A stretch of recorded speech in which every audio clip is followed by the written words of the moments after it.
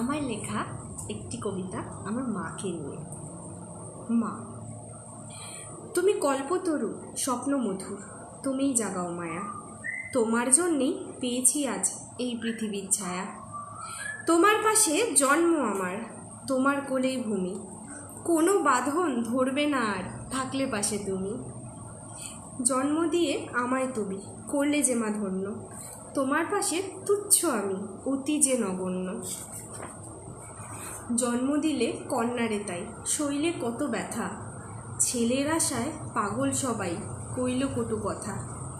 জড়িয়ে ধরে বুকের মাঝে লুকিয়ে দিলে মোরে, যত্ন করে ভালোবাসা দিলে আঁচল ভরে।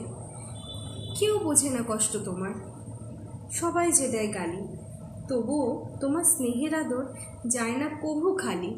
মাগো, তুমি দশভুজা, পরমা প্রকৃতি, তুচ্ছ সবই তোমার কাছে, সমাজ নিয়ম নীতি।